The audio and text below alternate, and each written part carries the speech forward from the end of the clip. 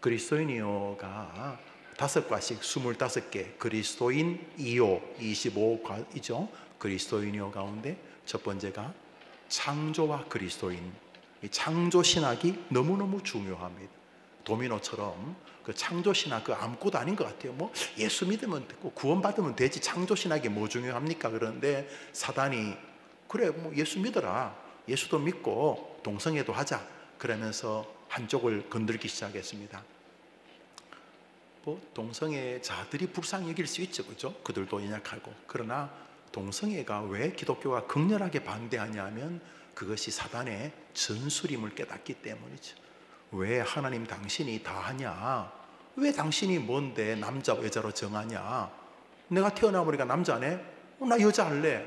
결정권을 신에게서 인간으로 가져오겠다는 게 이 동성애 밑바닥에 흐르고 있는, 물론 동성애자들이 그렇게 복합적인 신학을 가지고 있진 않아요. 그러나 공중것에 잡은 자가 하나님이 남자와 여자를 만들었다. 왜 당신이 그래 정하냐? 사람이 남자도 있고 또 뭐 드레스 젠더인가 뭐 그것도 있고 또 뭐 젠더 뭐 많고, 사람이 어떻게 남자 여자, 남자도 있고 여자도 있고, 남자 중간에 와 여자 비슷하고 여자도 남자고 남자고 뭐 여자고 여자 같은 남자도 있고 남자 같은 여자도 있고 뭐 성기도 뗐다 붙였다 뭐 이러면서 내가 정하지 왜 당신이 신이 왜 당신 마음대로 정하냐? 결혼도 왜 당신이 남자와 여자를 남자와 여자 가정을 왜 그렇게 정하냐? 내가 하자. 내가 여자와 여자끼리 결혼하려는데 우리는 레즈비언 또 게이 남자와 남자끼리 결혼하게 당신이 왜 정하냐? 이게 동성애가 그냥 뭐 소수의 성소수자 약자들 인권의 문제가 아니라 기독교는 하나님에 대한 조롱인 걸 깨닫는 거죠.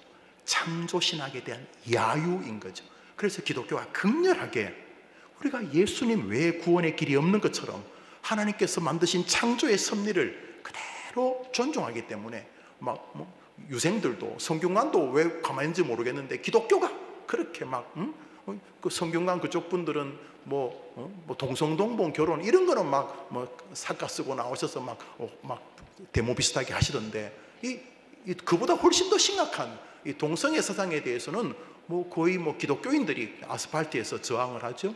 왜 그러냐면 신학적인 주제인 거죠. 창조 신학이 무너지면 도미노 앞에 거 하나 무너지면 잠시 뒤에 다 무너지는 걸 사단이 알기 때문에 우리는 그리스도인이 제일 먼저 태초에 하나님이 천지를 창조하시느라 창조 신학 반드시 그리스도인에겐 정돈이 필요하다. 그리고 5가를 같이 참고했습니다. 두 번째로 창조가 되었는데 인간이 죄를 지으면서 죄와 회개와 그리스도인이라는 종류를 5개 공부를 했어요. 그렇죠? 기독교는 이 창조를 몰라도 성립이 안 되지만 죄에 대한 개념이 없이는 이 기독교가 성립이 안 됩니다. 기도, 이 죄에 대한 인식이 없이는 성립이 안 되고 예배, 교회, 설교, 헌금 이게 전부 다 죄를 바탕에 깔고 있는 거예요. 그 죄에 대한 참회, 죄에 대한 용서, 용서의 감격 이런 모든 것들이 헌금에 예배에 설교에 다 배어져 있기 때문에 죄와 회개가 그리스도인들에게는 반드시 정돈돼야 돼요. 세 번째로 그 모든 일을 가능하게 하는 것이 놀랍게도 말씀이에요. 하나님께서 이런 모든 당신의 뜻을 우리에게 무슨 방식으로 전달하시는가? 우리가 자다 갑자기 무슨 계시를 받아가지고 하나님 뜻을 발견하는가? 지금 말하고 있던 창조와 회개와 같은 이런 방식들을 구원, 천국, 전도 이런 모든 방식들을 어떻게 인간들은 알게 되는가? 말씀을 통해서 가능하다. 그래서 말씀과 그리스도인이라는 파트를 3번째 파트로 공부했고, 4번째 파트는 그런 말씀을 통해서 창조와 타락과 말씀을 통해서 본질적으로 하나님이 우리에게 이루고자 하는 것이 무엇인가? 그것은 구원이라고 하는 세계다. 죽어서 천국 가는 것도 구원이지만 절망과 고통의 삶을 살다가 예수가 내 안에 들어오면서 그 사망의 음침한 골짜기에서도 쓱 미소를 지으면서 비록 힘들긴 하지만 전능하신 하나님께서 나를 사랑하시고 지금도 나와 함께 하시니 나를 건지실 줄 믿습니다 라고 하는 이 총체적인 구원의 신학이 정돈되느냐 안 되느냐가 교회 생활을 좌우하는 거죠. 교회 생활만 좌우하는 게 아니라 죽음도 좌우하겠죠. 저도 아침에 새벽 예배 마치고 장례식을 인도하고 왔는데 뭐 그 사람 죽음이나 우리 죽음이 뭔 차이 있겠어요? 그분이 좀 더 일찍 가셨지. 우리도 곧 따라가겠죠. 뭐 그분은 노화로, 뭐 교통사고로, 암으로 가시고, 우리도 뭐 그러겠죠. 뭐 우리가 죽는 날이 뭐 특별하겠습니까? 예? 그날도 전철 다니고 지하철 다니고, 전철이나 지하철이나 똑같은 거죠. 버스 다니고, 뭐 텔레비전 연속극 개그맨 하고 뭐 나와. 그러나 나는 죽는 거죠. 그런데 어떻게 죽느냐? 구원의 세계를 누리며 죽느냐? 어떡하지? 그냥 끝나는 건가? 하면서 죽는가? 다른 세계죠. 구원의 세계는 삶과 죽음을 복되게 만드는 하나님이 우리에게 주고자 하는 은혜의 결론이고 선물이죠. 자, 그러면 왜 우리를 구원하시는가? 무엇 때문에 우리를 구원하시는가? 그것은 사명과 관련이 있다는 거죠.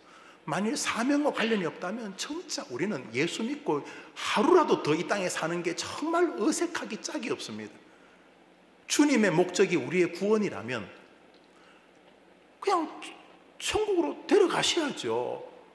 아무리 우리가 수학을 못해도 천국이 더 좋은데 여기 우리를 왜 놔두는 겁니까? 무엇 때문에? 자식 놓고 손주, 증손자까지 보고 오라고? 그게 무슨 천국에 비하면 그게 쓰레기지. 뭐 공부 좀 더 하고 뭐 레텔 좀 붙여가지고 뭐 박사님, 뭐 PhD, 뭐 저거 뭐 높은 뭐 장관님, 뭐 엄청난 교회 목사님, 그래봤자 천국의 쓰레기지. 그게 우리를 구원시킨 다음에 왜 곧바로 안 죽이시는 겁니까? 왜 뭐 아니면 휴거라도 그냥 엘리야처럼 데려가시든지, 왜 여기 내가 왜 존재하는 거예요? 아침 저녁으로 막 한 줌씩 약을 먹으면서 왜 아직까지 여기 우리를 살려두시는 거예요? 생명의 주관자이신 하나님이 나를 왜 여기 목사로 세우고 성도로 세운 거죠? 왜 내가 걔 아버지고 할머니고 할아버지냐는 거예요. 내가 왜 이 직장에 다니고 있는 거죠? 나는 왜 존재하는 겁니까? 뭐 세상 사람들이야 뭐 자아 성취 어쩌고 저쩌고 하지만 기독교인들은 사명, 소명이 아니고는 나의 존재를 설명할 방법이 없는 거죠. 만일 설명한다면 신이 이상한 신이죠. 아니 천국이 그래 좋다면서 여기를 놔두는 건 무슨 억하심정입니까? 하나님 참 이상한 분이시죠. 우리를 구원한 다음에 진짜 좋은 걸 데려가야지, 천국으로 데려가야지. 여기 왜 놔두는 겁니까? 뭐 좀 고생 좀 하다 보라는 겁니까? 뭐 때문에? 그래서 소명이 정리가 되어야지만 기독교인으로서의 기본기가 승리된다. 저는 그렇게 생각을 해서 창조와 회개와 말씀과 구원과 소명이라는 주제로 같이 그리스도인의 과정을 지난 1년간 상고를 했습니다. 오늘 그리고 지난주에 이어서 살펴보는 것은 그 예수 그리스도, 예수님의 사명은 무엇인가? 아니 지금 우리 사명이 중요하지 예수님 사명이 뭐 중요합니까? 우리의 모든 사명의 거울, 방향, 길잡이, 이유가 바로 예수님의 사명에 있기 때문입니다. 예수님이 이 땅에 오신 사명과 우리가 아직까지 이 땅에 있는 사명이 겹치기 때문입니다. 아니 우리가 예수님입니까? 예, 맞습니다. 너희들은 그리스도의 향기니. 예수님 이 땅에서 그 원액이셨습니다. 동시에 우리가 지나가는 우리의 바람에 흘리는 냄새 속에서 예수가 드러날 기회를 우리에게 주시기 위함, 우리가 존재하는 이유인 것입니다. 예수가 이 땅에 오신 이유와 우리가 아직 이 땅에 있는 이유가 동일합니다. 그런 면에서 예수의 소명, 예수의 사명이라는 주제를 인카네이션, 성육신과 함께 상고했습니다. 우리 한번 복습을 해볼까요? 예수님은 이 땅에 왜 인간의 모습으로 오셔야 됐죠? 인간으로 오신 성육신은 이미 설명했고, 이제 지난 시간까지 두 가지를 상고했는데, 예수님은 왜 굳이 인간이셔야, 천사로 오거나 아니면 구름 타고 쫙 와가지고 하늘에서 있던 그 모습 그대로 그냥 성자 하나님의 모습으로 오시면 되지, 뭘 구차하게 어린애의 모습으로 태어나서 동정녀, 남자를 알지 못하는 처녀에게 수많은 사람이 공격하는 교리 아닙니까? 아니 여자가 혼자 뭐 아메바도 아니고 지 혼자 어떻게 사람을 낳습니까? 여자가 남자하고 어떻게 잠을 자야 자식을 낳는 거지. 물론 뭐 손만 잡아도 애가 생겼다는 사람도 있긴 있습니다만 그 말이 안 되는 거잖아요. 그런데 왜 예수님이 굳이 수많은 구설주 신학적인 공격을 받으면서도 굳이 인간의 모습으로 이 땅에 오셔야만 했느냐 하는 거죠. 첫 번째가 뭐죠? 성경을 이루기 위해서. 보라, 처녀가 잉태하여 아들을 낳을 것인데 그 아들의 이름이 하나님이시다. 임마누엘, 우리와 함께하는 하나님이다. 처녀가 사람이잖아요. 처녀가 말입니까? 처녀가 천사입니까? 처녀, 아직 남자를 알지 못한 여자, 처녀가, 그 다음에 처녀가 뭘 낳는다고요? 보라, 처녀가 아들을 낳으리니. 아들은 뭡니까? 사람이죠, 사람. 그러니까 예수님은 무조건 성경이 말하는 것을 이루기 위하여서 인간으로 오셔야만 했던 것입니다. 성경의 성취, 이것은 가장 중요한 일이고 우리들의 앞길의 방향타입니다. 오직 말씀은 그냥 해보는 소리가 아닙니다. 예수님도 이 땅에서 성경의 자기를 굴복시키셨습니다. 우리는 굴복이 아니라 그 앞에 순종해야 되죠. 예수님은 성경을 그냥 차고 나갈 수 있는 유일한, 아버지 나는 뭐 성경하고 상관없이 그냥 할게요 해도 막을 자가 없었습니다. 그러나 예수님이 인간의 모습을 입고 계시는 동안 끊임없이 얘들아 성경을 이루자, 얘들아 성경의 뜻을 이루자. 예수님도 이 땅에서 우리들이 성경에 대해서 잘못된 신호를 받을까 봐 이 땅에서 인간의 모습을 입고 있는 동안 성경에 굴복하시는 모습을 보이셨습니다. 무슨 뜻입니까? 성경대로 된다는 것입니다. 할렐루야. 예수님도 성경대로 되는데 우리가 성경대로 안 될 리가 있습니까? 성경이 뭐라 합니까? 주 예수를 믿는 자는 영생을 얻으리라. 우리가 부족해도 성경 말씀 때문에 우리의 길은 명백한 영광일 줄 믿습니다. 그래서 우리 성경이 주는 위대한 힘이죠. 두 번째로 예수님이 인간의 모습으로 오신 이유가 뭡니까? 인간의 대속을 위한 것이다. 그것은 첫 번째 아담과 마지막 아담의 논리를 여러분에게 설명을 드렸습니다. 무슨 논리냐? 첫 번째 아담이 인류의 대표로 하나님과 계약을 맺은 데 파기하면서 인류 전체가 타락했다는 게 오리진 신, 원죄입니다. 불신자들은 믿지 않습니다. 아니 아담이 뭐 있었는지도 모르지만 있었다 치더라도 지가 지은 죄를 왜 나까지 덤태기를 하냐? 신학은 그것이 원죄라고 말합니다. 하나님과 첫 번째 인간, 모든 인간의 대표인 아담이 계약을 맺었는데 한쪽이 파기해버렸어요. 하지 말라는 거 하지 않습니까? 그래서 선악 알게 하는 열 먹지 마라 정령 죽으리라. 그 다음부터 정령 죽는 죄의 대가를 치르고 있습니다. 이것은 설명 안 해도 우리 안에 죄가 흐르는 거 압니다. 자식을 키워보셨죠? 거짓말 능수능란하죠? 이기심, 시기심, 열등감, 이거 뭐 굳이 안 가르쳐줘도 지 혼자 가만 놔둬도 생깁니다. 우리 안에 죄의 공장이 존재합니다. 우리 모두 아담의 DNA가 흐르기 때문입니다. 여튼간에 하나님은 하나님과 첫 번째 아담이 맺은 계약이 파기당하면서 정령 죽으리라는 것을 다 실천하셨습니다. 인간은 죽어야 돼. 하나님이 계약하셨으니까 없던 걸로 하자. 그럼 말이 안 되니까. 그래서 하나님은 이것을 뒤집는 방법으로 첫 번째 아담하고 똑같은 원리, 인류의 대표지만 죄가 없는, 첫 번째 아담이 죄가 없었죠. 인류의 대표이면서 죄가 있다면 자기 죄도 처리 못하는데 무슨 남의 죄를, 인류의 대표이면서 죄가 없는 두 번째 아담을 보내기로 작정하신 것이죠. 수학적인 논리죠. 첫 번째 아담이 인류의 대표로 하나님과 맺은 계약을 파기하면서 죽음이 왔는데 하나님은 두 번째 아담, 마지막 아담을 세우셔서 그 아담하고 네가 인류의 대표다 하면서 그 마지막 아담과 하나님이 계약을 맺었다는 거죠. 그 마지막 아담이 누구라는 거죠? 누구죠? 예수님. 이제 마지막 아담은 인류의 대표가 되기 위해서 반드시 아담처럼 사람이어야 되는 거죠. 그냥 하나님하고 예수님하고 둘이 계약하면 그게 무슨 인류의 대표입니까? 인류의 대표가 되기 위해서는 창세기의 첫 번째 아담과 똑같은 논리가 필요합니다. 그가 사람이었던 것처럼, 죄 없는 에덴 동산의 사람이었던 것처럼 죄 없는 인간이 이 땅에 와야 되는데 문제는 죄 없는 인간이 하나도 없어요. 그래서 생물학적 번식이 아니라 성령으로 잉태해서 남자와 여자가 동침해서 자식이 생긴 게 아니라 성령으로 동정녀를 통해서 태어남으로 인간 번식 방법이 아닌 특이한 죄가 없는 한 인간을 이 땅에 마지막 아담으로 보내셨다는 것입니다. 할렐루야. 그래서 무조건 원죄의 아담을 이해하는 사람은 예수님은 반드시 사람이어야만 되는 것입니다. 이 두 번째 아담, 인류의 대표인 두 번째 아담과 하나님이 계약을 하셨습니다. 이 계약은 영원토록 흔들리지 않습니다. 하나님도 예수님도 이 계약을 영원히 지키시기 때문인 것이죠. 예수님의 계약이 뭡니까? 아버지, 나를 구주로 믿는 사람을 구원하여 주시옵소서. 그래, 너를 구주로 믿는 사람을 내가 구원하겠노라. 주 예수를 믿는 자는 하나님이 구원하신 줄 믿으시면 아멘 해보십시오. 아멘. 이게 여러분의 믿음에 달린 게 아니라 이분과 이분이 맺은 계약에 달린 것입니다. 우리가 흔들려도 이 계약이 완전하기 때문에 우리의 구원은 영원한 줄 믿습니다. 이 두 분의 계약이 오늘도 빛나고 있는 것입니다. 여러분이 믿음 생활하면서 흔들릴 때마다 답답하죠.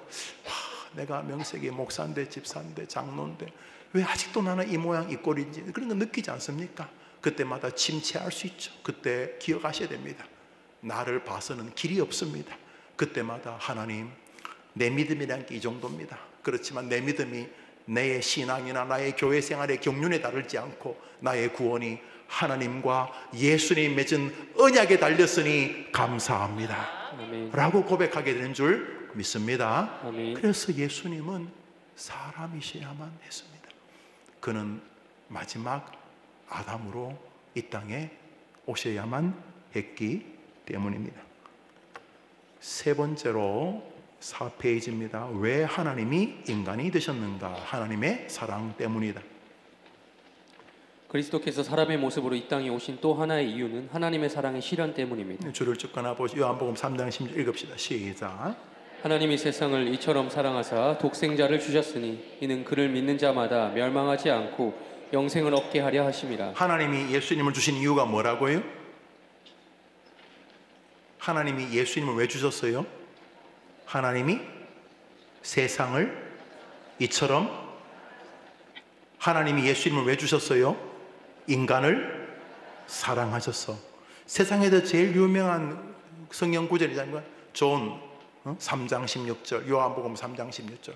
프레미어에 그 축구하는 거 볼 때 카메라가 쫙 도니까 어떤 사람이 갑자기 카메라가 자기 쪽으로 돌리니까 종이를 탁 꺼내서 영어로 존 3장 16절을 딱 보이는 걸, 아니 성경 구절만 존 3장 16, 요한복음 30절 딱 띄고, 모든 전 세계 기독교인들은 다 아는 구절, 제일 유명한 구절, 기독교가 저기 담겨져 있죠. 하나님이 구원자, 당신의 독생자 예수님을 우리에게 주셨다. 영생을 얻게 하기 위해서. 그 원인은 우리를 사랑하시기 때문이다. 예수님이 땅에 왜 오셨다고요? 하나님 우리를 사랑하시기 때문에. 또한 성육신의 사건은 인간을 사랑하시는 예수님의 마음을 분명하게 보여줍니다. 하나님은 인간을 사랑하는 예수님, 예수야 너가 저들의 죄를 대신하겠느냐? 아 싫어요, 저 인간들 싫어요 하면 우리 구원받을 수 없죠. 예수님도 기꺼이 우리를 사랑하여 아버지의 명령을 순종하여 이 땅에 오셨습니다. 히브리서입니다. 시작. 그러므로 저가 범사에 형제들과 같이 되심이 마땅하도다. 자기가 시험을 받아 고난을 당하셨은즉 시험 받는 자들을 능히 도우시느니라. 그는 하나님의 명령에 순종하셨을 뿐만 아니라 이 땅에서도 고난 당한 자들을 위로하시기 위하여 친히 그 고난에 동참하실 만큼 인간을 긍휼히 여기시는 분이다. 이런 이야기입니다. 예수님이 나를 알겠어 이런 말 하면 안 돼요. 예수님 너무 고매가지고 하늘 위에서만 사시고 이 미물 같은 내 인생을 아실까? 무슨 소리 합니까?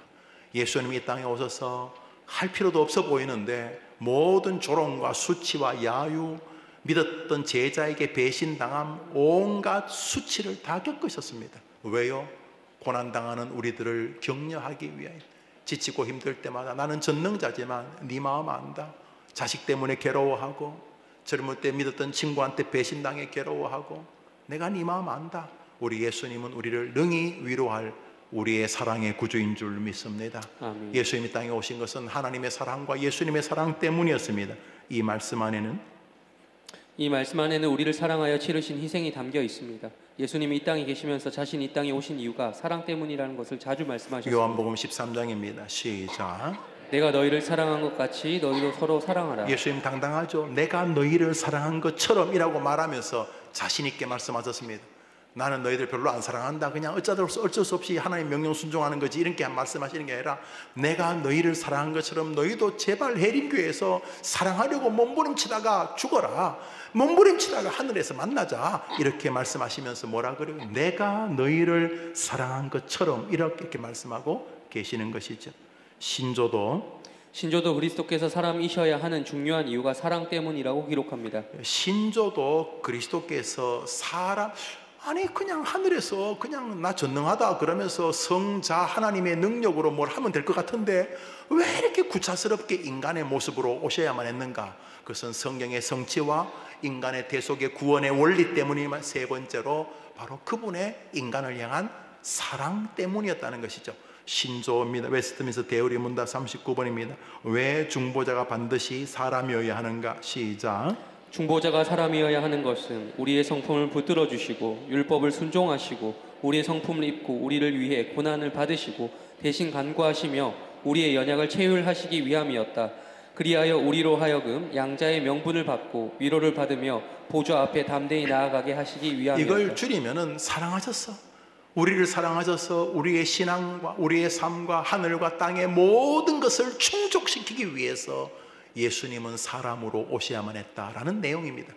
신앙적으로 모든 단어들이 다 중요합니다만 핵심은 사랑해서, 우리 예수님은 인간을 사랑해서 이 땅에 인간의 모습으로 오셔야만 했다라고 말하고 있습니다. 여기 체휼이라는 말이 사랑이라는 단어입니다. 읽어봅시다. 체휼이 사랑의 마음입니다. 성육신에는 인간을 구원하시려는 하나님과 예수님의 사랑이 담겨 있습니다. 그렇죠. 성육신에는 하나님의 무한하고도 설명이 불가능한 사랑이 있습니다. 그래서 천사들이 우리를 흠모하는 것입니다. 천사도 흠모하겠네. 히브리서가 말하죠. 내가 언제 천사들을 보고 내 자식이라 그랬냐? 내가 언제 천사들을 보고 내 아들이라 그랬냐? 나는 사람 외에는 내 자식이라고 부른 적이 없다. 천사가 우리들을 부러워하는 거예요. 지금은 우리가 천사보다 한 끗 부족합니다. 한 끗 부족합니다. 한 끗이 큽니다. 날아다니고 시간과 공간을 초월 못합니다. 그들은 그렇게 하지만, 그러나 우리가 하늘나라 도착하는 순간 역전이 일어나게 되는 것입니다. 천사가 우리를 수종들게 되는 것입니다. 곧 우리의 전성기가 옵니다. 우리의 전성기가 여기가 아닙니다. 우리의 전성기가 해림교회 담임 목사가 해림교회 전성기가 아닙니다. 우리의 전성기는 하늘에 있는 것입니다. 천사들이 수종들고 우리가 그리스도처럼 왕노릇하게 됩니다. 그리스도와 함께, 그게 처럼입니다. 그리스도처럼 왕노릇하게 되는 것입니다. 우리의 전성기가 다가오고 있습니다. 하나님이 신 그리스도가 인간에 되신 또 하나의 이유는 우리를 향한 지극한 사랑 때문이었습니다. 그래서 기독교가 사랑의 종교라고 부족함이 없는 것입니다. 네 번째, 성육신 교리에 대한 이견. 사람들은 동정녀 탄생 교리를 불편해합니다. 그래서 역사에서 이 교리는 끊임없는 공격을 받았습니다. 이유는 이것이 인간 상식과 과학을 뛰어넘는 신앙과 지성 굴복의 영역이기 때문입니다. 예나 지금이나 사람들은 자기의 상식과 인지가 닿는 곳까지만 신앙하고 싶어 합니다. 하지만 이 교리는 너무도 중요한 교리요, 신앙의 핵심 영역을 담고 있습니다. 만약 그리스도께서 동정녀 탄생을 하지 않으셨다면 그분은 단지 사람이요 하나님이 아니시게 됩니다. 그러나 그보다 더 심각한 것은 만약 그리스도께서 처녀 탄생을 하지 않으셨다면 성경은 모두 위조된 것이 된다는 것입니다. 동정녀 탄생이라는 것이 인간의 상식을 반하는 것이기 때문에 목사라고 하는 사람들과, 물론 리버럴한 신학자들이지만 좀 자유주의 신학자지만 여튼간에 예수님을 낳은 사람이 처녀가 아니었다부터 시작해서 예수님의는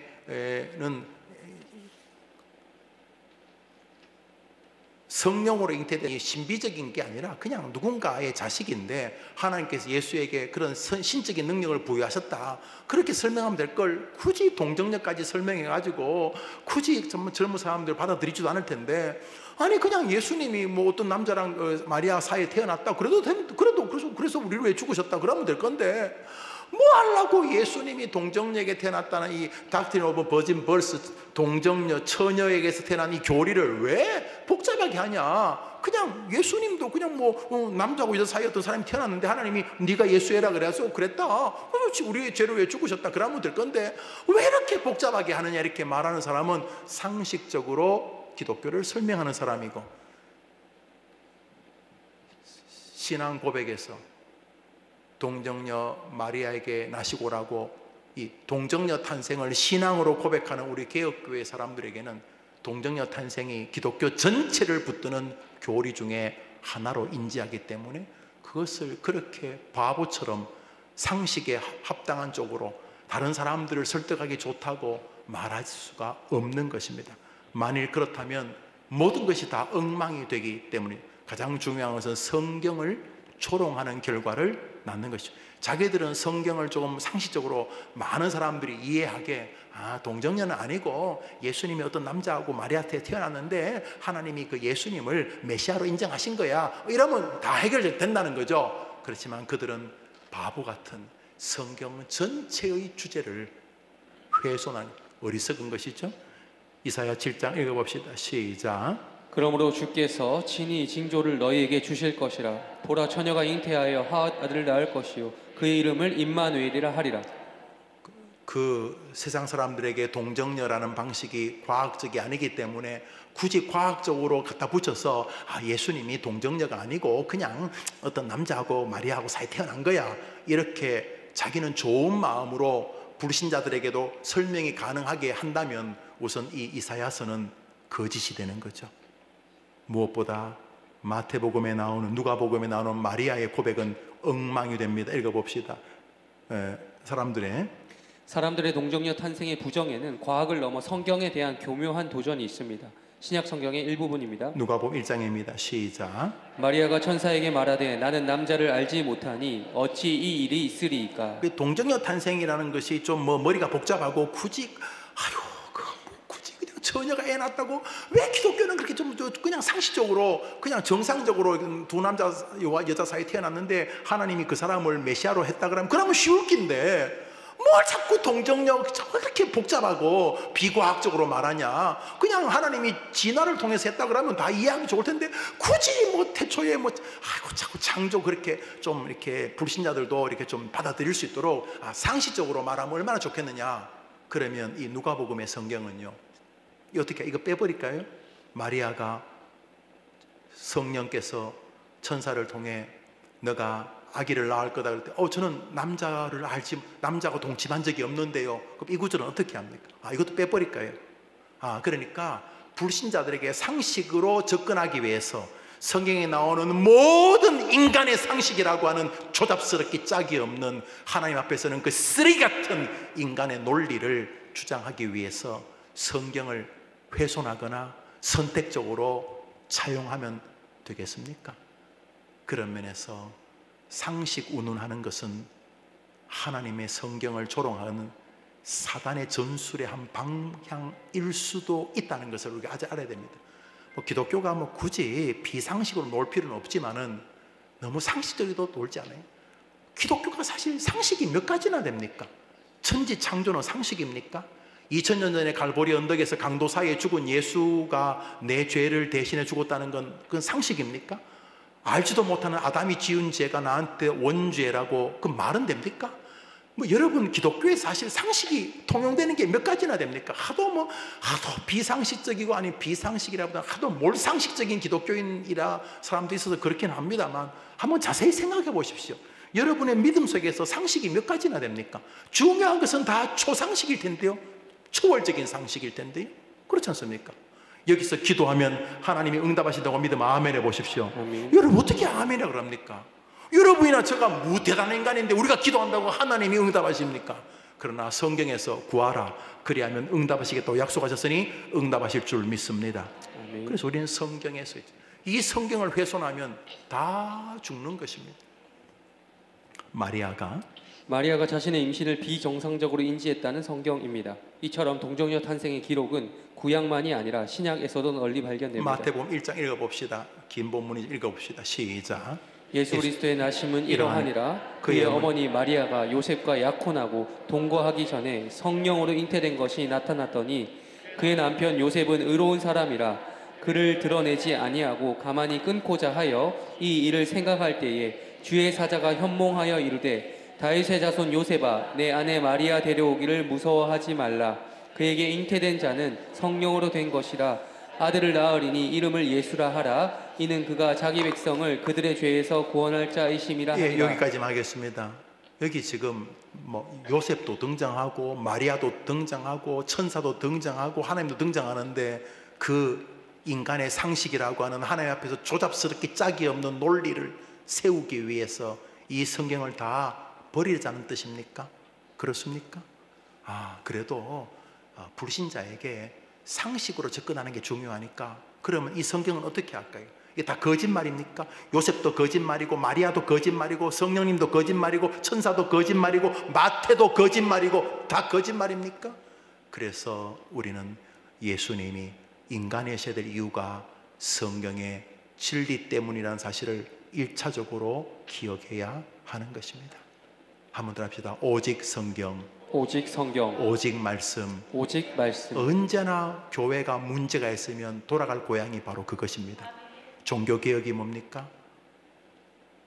솔라, 오직 스크립투라, 성경, 스크립처, 성경을 여러분 지치고 힘들 때마다 말씀의 낭독과 설교를 통해 회복된다고 믿으면 아멘 해보십시오. 아멘. 우리 신조는 사람이 지칠 때 성경 읽기와 설교를 통해서 우리의 구원의 은혜가 회복된다고 말합니다. 여러분이나 저나 믿는 신조가 그렇게 말하는 것이 신조가 만든 청교도이나 언약도들이 하는 소리가 아니고 성경이 그렇게 말하기 때문인 것이죠.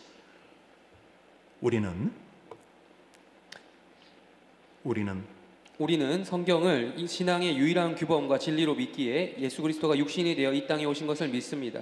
만일 이 사실을 부정한다면 하나님은 우리도 이렇게 생각하실 것입니다. 요한 1서입니다. 2단에 대한 것인데요. 시작. 하나님의 영은 이것으로 알지니 곧 예수 그리스도께서 육체로 오신 것을 시인하는 영마다 하나님께 속한 것이요 예수를 시인하지 아니하는 영마다 하나님께 속한 것이 아니니 이것이 곧 저 그리스도의 영이니라. 여러분 요한일서는 아예 노골적으로 예수님이 인간인 것을 부정하는 것은 이단이라 이렇게 말했어요. 예수님이 인간인 것, 뭐 이게 이제 영지주의, 그노시즘이라고 하는 그 시대 요즘 말하면 신천지 이런 것들이에요. 그냥 이상한 이단이 들어가지고 굉장히 신령한 척하는 거예요. 신령한 척. 그러면서 예수라는 그 전능자가 인간일 리가, 이 더러운 인간일 리가 있냐? 가현설. 그러니까 예수가 사람처럼 보이기는 했지만 그건 인간을 설명하기 위해서 인간처럼 보였을 뿐이지 예수님은 인간 아니다. 뭐 이런 논리를 가지고 붙인 거예요. 그러니까 예수님이 인간인 교리는 너무 중요한 교리. 그래서 동정녀 마리아에게 나시고라고 신앙 고백하는 것은 그냥 약 한 사도신경에 약 한 13개의 주제가 있어요. 나는 전능하사 천지를 만드신 하나님 아버지를 믿습니다. 나는 그 예수 그리스도가 동정녀 마리아 태어나신 것을 믿습니다. 본디오 빌라데 고난받은 난 이렇게 몇 가지를 믿는 게 있는데 그 중에 하나가 동정녀 탄생인 거죠. 왜요? 동정녀 탄생은 향후의 모든 성경에 대한 우리의 겸비한 태도의 시금석이기 때문입니다. 동정녀로 사람이 태어난다는 걸 믿는데 뭘 못 믿겠습니까? 반대로 동정녀 탄생이 의심스러우면 다른 게 다 의심스러운 거예요. 어째 그것만 의심스럽습니까? 예수님이 구주란 건 안 의심스럽습니까? 천지를 창조한 건 안 의심스럽습니까? 천국과 지옥이 있는 건 안 의심스럽습니까? 동정녀만 의심스럽습니까? 동정녀 탄생은 거의 모든 성경에 대한 우리의 태도의 시금석이 되는 것입니다. 성육신은 이단의 유물을 가릴 만큼 큰 주제요 신앙의 신비입니다. 신비는 하나님이 인간이 되셨다는 것입니다. 요한 1장 시작. 본래 하나님을 본 사람이 없으되 아버지 품속에 있는 독생하신 하나님이 나타내셨느니라. 예수 그리스도를 말하는 것이죠. 여기서 우리가 생각할 것은 성육신에 의해 삼위 중에 제2위이신 성자의 인격에는 아무런 변화도 일어나지 않았다는 것입니다. 이게 무슨 말이냐면 그분이 인간이 되었다고 해서 신적인 능력이 훼손되냐? 아닙니다. 예수님이 인간이 되셨다고 해서 그 성자 삼위일체 중에 2위이신 성자 하나님의 권능이 훼손된 아닙니다. 예수님 한마디만 하면 12영도 더 되는 천사들이 달려든다고 그랬습니다. 우리 주님 한마디만 하면 아수르가 히스기야 시절에 예루살렘 성을 둘러쌌는데 히스기야가 하는 게 기도하자 천사 한 명, 단수 천사 한 명이 잠시 방문했는데 아수르 군대 18만 5천 명을 1초 만에 송장으로 만들었다고 성경이 말하죠. 그런데 예수님이 뭐라 그래요? 내가 힘이 없어서 고난을 당하는 게 아니다. 그렇죠. 주님은 기꺼이 주님 아버지와의 맺은 언약을 이루신 거죠. 자신이 대속의 제물이 되시는 것이었습니다. 그러나 그분이 인간으로 오셨다고 해서 그분의 권능과 권위에 조금도 손상은 없었습니다. 예수님은 이 땅에서 죄가 없는 유일한 인류이셨던 것입니다. 할렐루야. 아멘. 우리의 자랑스러운 구주이십니다. 읽으시죠. 그분은 언제나 동일한 삼위일체의 한 분이요 위격이십니다. 어린 아기의 모습으로 구유에 누워 있을 때에도 그는 여전히 삼위일체의 두 번째 위격이셨습니다. 단지 하나님이신 그분이 직접 인간이 되셔서 인간의 시간과 세상으로 들어오신 것입니다.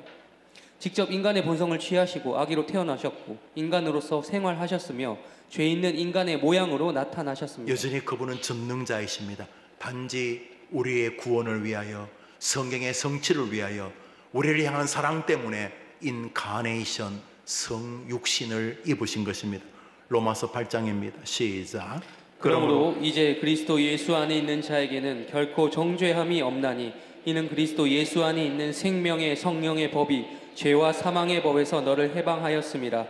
육신으로 말미암아 연약하여 할 수 없는 그것을 하나님은 하시나니 곧 죄로 말미암아 자기 아들을 죄 있는 육신의 모양으로 보내어 우리에게 율법의 요구가 이루어지게 하려 하심이니라.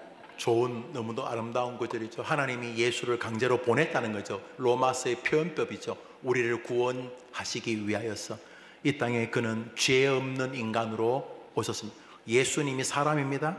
우리와 동일하십니다. 그렇지만 우리와 동일하다고 해서 그분이 우리처럼 약한 분이 아닙니다. 그분은 하나님이십니다. 인간이실 때도 하나님이셨습니다.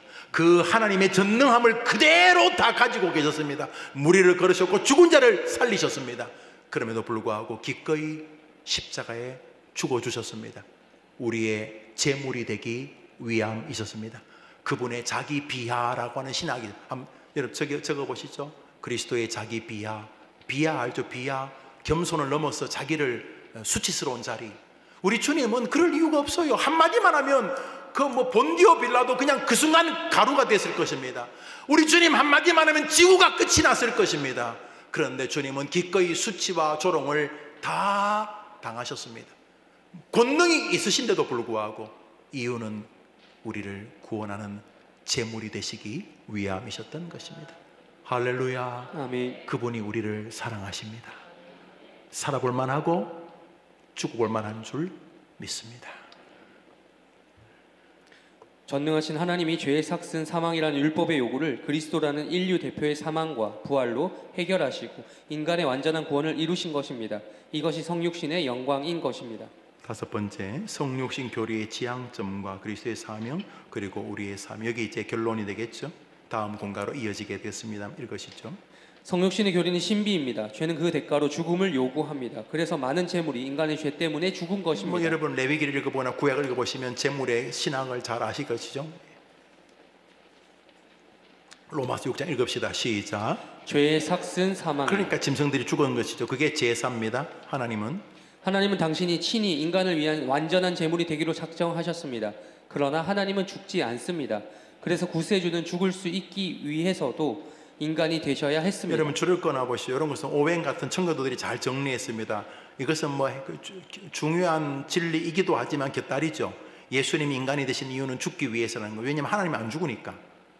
하나님이 죽냐고. 성령님이 죽겠어요. 그래서 예수님이 인간이 되신 이유 중에 하나가 죽기 위함이죠. 왜냐하면 신은 안 죽잖아요. 성부, 성자, 성령이 안 죽잖아요. 죽기 위해서는 인간의 몸을 입으셔야만 되는 거죠.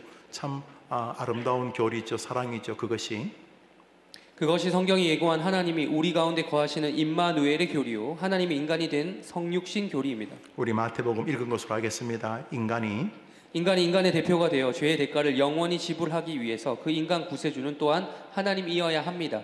그 어떤 인간도 영원히 존재하며 영원히 그 효력을 발휘하는 속죄를 할 수 없기 때문입니다. 성육신은 바로 그 지점에서 출발하는 신비로운 진리입니다. 우리가 그분을 구세주로 참 모십니다. 가슴 뜨겁고 감격스러운 교리인데 여러분이 정돈하시고 여러 번 읽으셔야 됩니다. 교리는 바뀌지 않습니다. 우리 시대의 가장 큰 문제는 반복을 싫어하는 것입니다. 우리의 죄성과 우리의 인지와 신학적인 부족으로 인해서 우리가 주야로 묵상하지 않으면 한 번 읽고 해결이 안 됩니다. 그래서 성경이 뭐랍니까? 복 있는 사람은 여호와의 말씀을 주야로 묵상하라. 사람이 한 번 읽으면 되지 뭘 주양으로 묵상합니까? 우리의 죄성과 사단의 교묘한 수수 때문에 우리가 교리가 정돈 안 됩니다.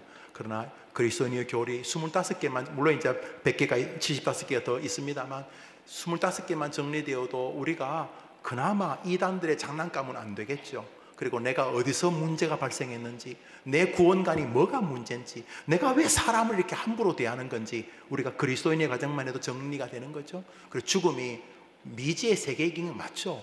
여러분의 주는 한 번도 안 해봤으니까. 그렇지만 죽음도 설레이는 주제죠.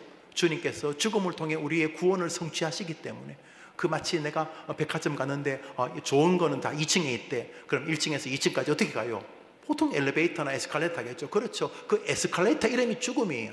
2층에 너무 좋은 게 있는데 뭐 1층에서 2층까지 못 들어가겠어요. 그러니까 엘리베이터를 타거나 에스컬레이터 타고 2층에 2층 뭐 특별전 하면서 뭐 2층에 내가 좋은 거 더 좋은 게 우리 천국에 있는 줄 믿습니다. 그 천국에 도착하는 엘리베이터 이름이 죽음인 거죠. 죽음. 어떤 엘리베이터는 뭐 철로 돼 있고, 어떤 엘리베이터는 나무로 된 엘리베이터, 에스컬레이터도 봤는데 나무가 이렇게 에스컬레이터가 나무더라고요. 그러니까 뭐 고혈압, 뇌경색, 뭐 교통사고 뭐 이렇게 종류는 좀 다를 뿐이지만 죽음은 우리를 구원의 완성, 글로리피케이션, 영화의 구원으로 인도하는 아름답고도 조금은 어색하지만, 왜 죽음은 낯서니, 그렇지만 존귀한 천국행 열차인 줄 우리는 믿습니다. 우리가 그것이 지난 몇 주 전에 상고했던 구원의 완성의 개념이었죠. 읽으시죠. 예수님이 이 땅에서 하나님을 대표하시는 분입니다. 따라서 우리가 예수님을 경배할 때 우리는 하나님을 경배하는 것이며, 우리가 예수님을 알 때 우리는 하나님을 아는 것이고, 우리가 예수님의 약속을 들을 때 우리는 하나님의 약속을 듣는 것입니다. 여러분, 하나님께서 예수님을 자신의 구원의 메신저로 보냈는데 예수님과 상관없이 나는 하나님과 직통계시하겠다. 그러면 여러분이 예수님 이름으로 기도하는 기독교를 전혀 알지 못하거나 혹은 훼손하는 것입니다. 그럼 뭐할로 예수님 이름으로 기도합니까? 직통으로 하시지. 예수님 이름으로 기도한다는 말 안에 기독교 구원관이 녹아져 있는 것입니다. 예수의 중보만이 우리의 모든 좋은 것을 하나님으로부터 받게 하는 길이기 때문인 것입니다.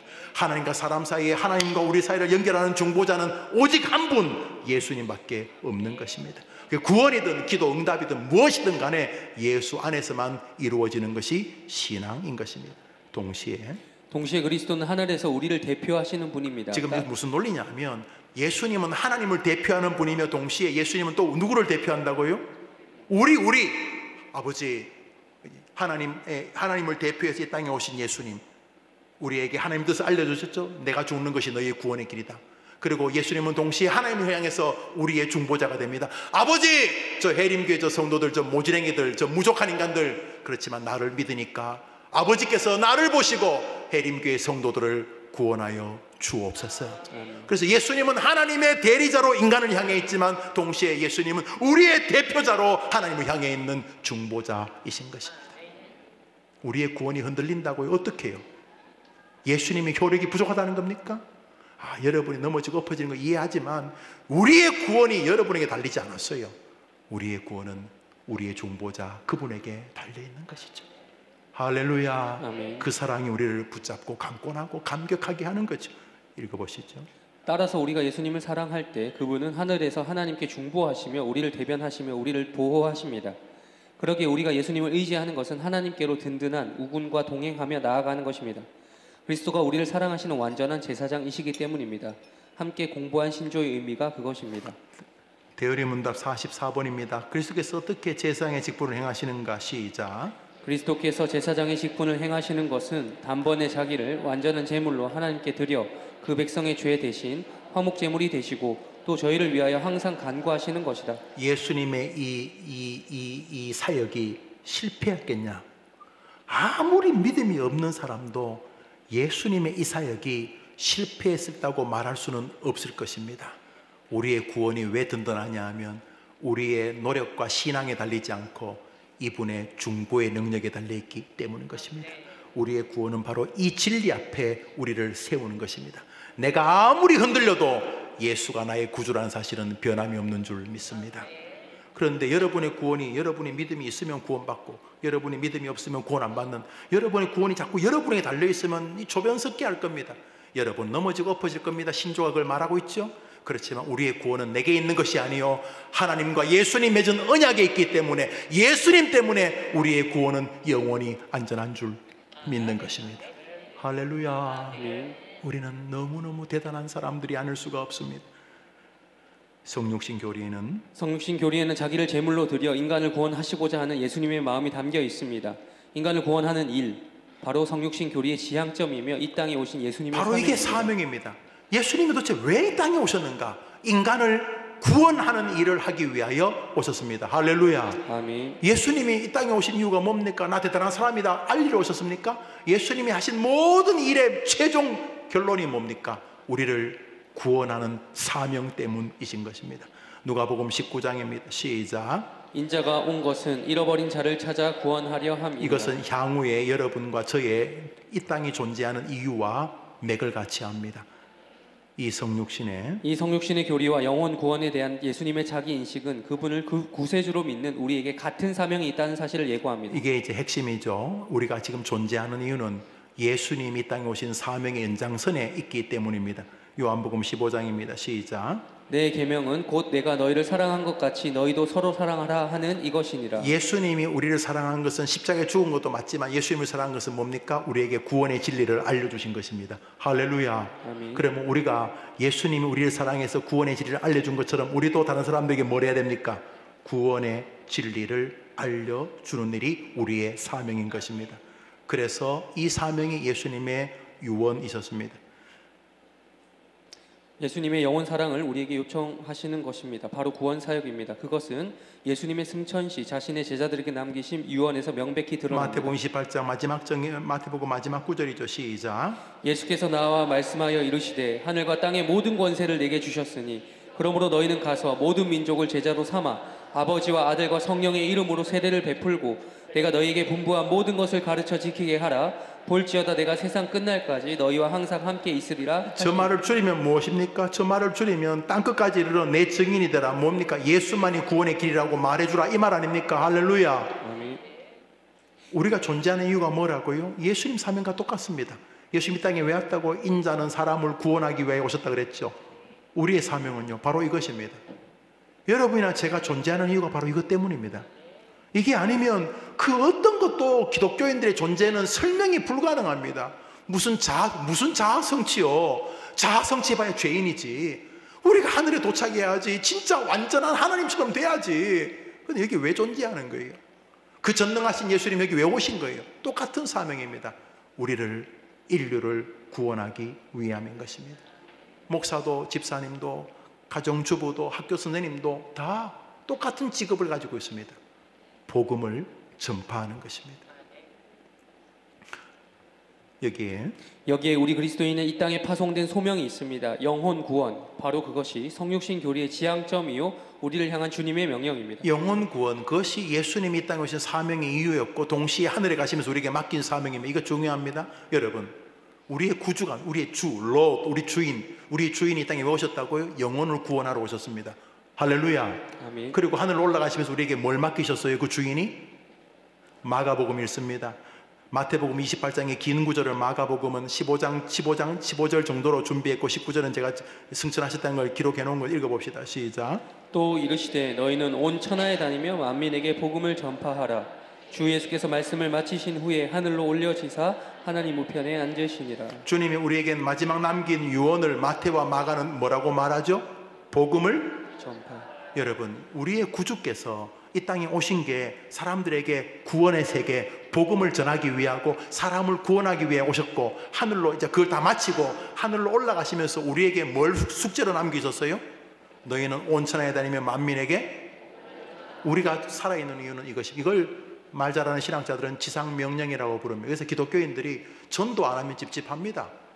기독교인들이 전도 안 하고 사면 이게 정상적인 게 않습니다. 뭐 학교에서 애들을 가르치고 무슨 목사하고 정치하고 한번 돌아다녀 봐도 기독교인 어딘 가슴이 뻥 뚫려 있어요. 원래 그게 원래 직업이기 때문에 사람에게 예수 믿으라고 하는 게 이게 아직까지 숨을 쉬는 하나님의 이유이기 때문에 그래서 복음을 전하지 않으면 병든 것입니다. 그래서 교회가 복음을 전하지 않으면 무조건 병듭니다. 오늘 어떤 신문사 기자 약간 좀 이렇게 좀 진보적 성향이고 뭐 한국교회를 좀 삐딱하게 이렇게 뭐 삐딱하게라기보다는 한국교회 이렇게 좀 비리 같은 거는 많이 파헤치는 그 젊을 때 기자였나 10년 전쯤에 뭐 우리 교회 비리 파헤치겠다고 우리 교회 옮길 때 왔다가 나하고 친해졌어요. 그렇게 친해져가지고 희한하게 그래서 내가 단 한 개라도 진실이면 쓰라 그랬더니 해보더니 뭐 아니라고 해서 그래서 한 10년 만에 만났는데 대표가 돼서 대표가 사장이 돼 사장이. 오늘 같이 밥 먹고 대화를 했는데 목사님 인터넷에서 우리 해림교회 너무 좋아서 보고 싶어 왔다고 뭐 그런 말을 해서 좋았어요. 뭐 후배이긴 하지만 좋은 교제였어요. 그러면서 목사님 제가 다녀봤는데 저 부산에 있는 수 무슨 교회하고 해림교회만 부흥하는 것 같습니다. 그래 뭐 나들하고 하는 소리겠지. 그렇지만 여러분 우리 교회가 사람들이 증가하고 전도를 한다는 너무 좋은 거죠. 여러분은요? 여러분은 우리는 전도하라고 살아있는 겁니다. 아니면 신학적으로는 설명할 수가 없어요. 여러분이 뭐 별의별 여러분이 살아있어야 될 이유를 갖다 붙이셔도 신학적으로는 불가능합니다. 김용호 목사가 살아있는 것은 강단에서 전도하라고 뭐 저는 설교하는 게 전도겠죠. 여러분도 아직 살아있는가? 전도하라고. 그 첫 번째 대상이 가족입니다. 가족은 전도의 특수 관계로 만든 특별한 제도입니다. 다른 것은 다 그냥 퇴근하면 없어져요. 아이고 짜증나도 그냥 헤어지면 끝나요. 그러나 가족은 24시간 그리고 혈연, 감정, 감동 이 뭐 설명하기 어려운 이 특수 제작한 공동체입니다. 전도하라고. 제일 먼저 시작해야 될 게 예루살렘 가족입니다. 유대와 사마리아 땅까지 두 번째고 우리 기독교인들이 이 땅에 존재하는 것은 가족 때문에. 왜냐하면 가족이라는 관계를 통해 내가 존재하기 때문입니다. 목사님 저는요 알에서 태어났는데요. 손 알에서 알파 없죠? 우리 다 사람파죠. 예, 우리는 태어나는 순간 가족이라고 하는 연결 속에서 태어나게 만드셨어요. 할렐루야. 그 가족의 젖을 먹고 가족의 사랑과 헌신과 눈물과 안타까움과 사랑의 질책과 호소를 통해 자라게 만드셨어요. 예수를 믿든 안 믿든. 그런데 우리가 예수를 영접하면 제일 먼저 해야 될 사명지, 선교지의 이름은 가족인 것이죠. 그게 이제 다음 과부터 살펴볼 텐데 가족에서부터 땅끝까지 우리가 해야 될 사명은 복음 전파인 것입니다.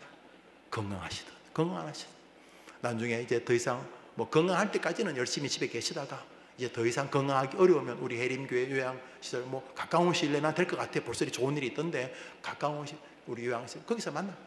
그 마지막 병상에서도 우리는 옆 사람에게 예수를 전해야 될 줄 믿습니다. 참고로 예수를 전한다는 게 꼭 예수 안 믿는 사람만 쪽집게처럼 전하는 뜻이 아닙니다.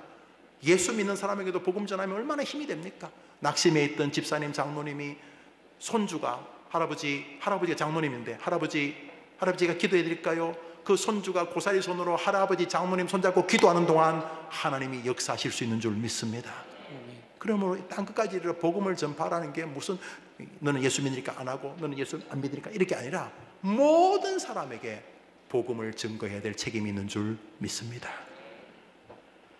예수님의 성육신 교리에 우리를 향한 하나님의 사랑과 우리가 가야 할 사명의 길이 있습니다. 여러분이 제가 뭐 이걸 지금 석주인가 넉주째까지 가서 오늘 급하게 좀 마무리를 했습니다. 여러분이 잘 읽어보시고 또 여러분의 담임 목사가 이렇게 정리한 것이니까 또 우리 개혁교회가 가는 것이고 또 이 부분들이 뭐 대부분 다 아시겠지만 이게 촘촘하지 않으면 느슨하면은 이게 이거 같고 저게 저거 같고 그래가지고 이 개혁교회 교리가 아니라 순복음, 성결교, 감리교, 뭐 여호와의 증인, 신천지 막 이렇게 막 뒤섞입니다. 우리는 우리의 신학이 있습니다. 그렇지 않습니까? 여러분이 자꾸 점검해 뭐 시간 날 때마다 이전 공가도 공부해 보시고 또 다음 공가 성도의 사명과 가족구원이랑 또 읽어보시고 또 미리 성경 구조도 찾아보시고 제가 썼으니까 또 오자 달자도 있어요. 또 오자 달자도 수정도 해보시고 그래서 읽어가지고 기도하시고 그러다 보면 나도 모르게 가랑배 오졌듯이 우리의 신앙이 교리적으로 든든해질 줄 믿습니다. 한번 더 합시다. 하나님이 나를 사랑하십니다. 예수님이 증거입니다. 믿음 아멘. 나도 주님 사랑합니다. 그래서 가족들에게 말씀을 전하고 가족들과 함께 말씀을 나누고 예수님 믿지 않는 사람들에게 지혜와 인내와 조심스러움을 가지고 예수님을 전하는 것이 나의 기쁨입니다. 그것이 우리의 삶인 줄 믿습니다. 복음 전파는 교회를 성장시키자, 교인들에게 교회의 새신자들이 가득 차게 하자, 이런 뜻이 아닙니다. 뭐 결론은 그래 될 수 있겠지만 복음을 전하자는 것은 내가 존재하는 이유입니다. 만나는 사람들에게 예수님을 증거하십시오. 저도 오늘 만난 그 기자분하고 대화하면서 예수님 전했어요. 동성애는 다른 세계입니다.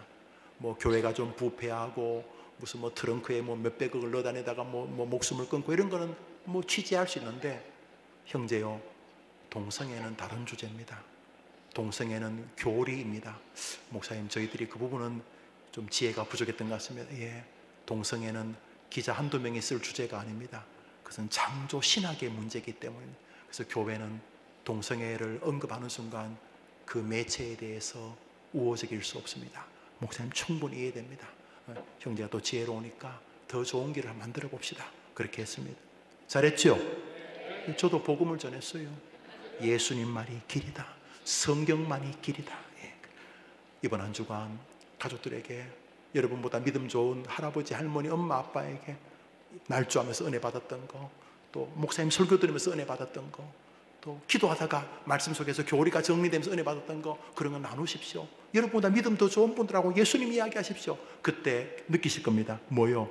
너가 복음을 전파하면, 따라합시다. 내가, 예수님 말, 내가 세상 끝날까지 너희와 항상 함께 있으리라.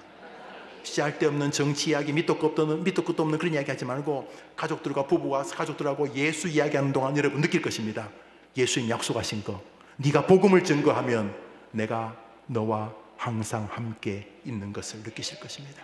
할렐루야. 전도는 그래서 어떤 면에서는 약간의 중독입니다. 전도할 때 그 남들은 모르는, 전도할 때만이 있는 그 약간의 혹은 강력한 어떤 엔돌핀 같은 게 있습니다. 전도의 즐거움을 누리다가 하늘에서 만나게 되기를 바랍니다. 예. 오늘은 조금 시간이 더 오바됐네요. 다음 공가 22가 다 받으셨죠? 예. 남 다 받는 거 못 받으면 참 마음이 힘들어요. 여러분 다 공간을 받으시기를 바랍니다. 제가 한번 기도하고 우리 주님 같이 예배를 마치면 자유롭게 기도하고 하루를 출발합시다. 내일 제가 내일 화성에서 GMS 이사회 모임이 있고, 또 오후에는 선교사 파송 예배가 있고, 그리고 그 GMS에서 또 저녁 5시에는 영락교회에서 북한을 염두에 두고 통일 기도회가 있습니다. 우리 교회가 8월 말에 진행하는데 영락교회에서 하는 걸 제가 미리 한번 좀 보려고 합니다. 또 거기 뭐 여러분들도 만난다고 하시니까 시간을 되시는 분들 내일 영락교회 5시까지 오시면, 영락교회 아시죠? 서울 영락교회 그 동네가 뭡니까? 종로입니까? 남산 터널 지나면 있는 영락교회, 한경님 목사님 계시던 교회, 저녁 5시까지 오시면 아마 좋은 시간이 되리라 생각을 합니다. 제가 한번 기도하고 우리 마무리하겠습니다. 자비로우신 주님, 예수 그리스도 이야기는 늘 우리를 뜨겁게 만들고 부끄럽게 만들지만 담대하게 만듭니다. 지금도 곁에 계시는 주님, 잠시 후에 하늘에서 만날 텐데 그때까지 예수를 자랑할 기회를 주셨으니 의입과 마음과 삶을 통해 우리 구주 예수님을 힘있게 자랑하는 우리들이 되게 도와 주옵소서. 예수님 이름으로 기도합니다. 아멘. 하늘에 계신 우리 아버지여, 이름이 거룩히 여김을 받으시오. 나라의 마옵시 뜻이 하늘에서 이룬 것 같이 땅에서도 이루어지이다. 오늘날 우리에게 일용할 양식을 주옵시고, 우리가 우리에게 죄 지은 자를 사하여 준 같이 우리 죄를 사하여 주옵시고, 우리를 시험에 들게 하지 마옵시고 다만 악에서 구하옵소서. 대개 나라와 권세와 영광이 아버지께 영원히 있사옵나이다. 아멘. 예, 자유롭게 기도합시다.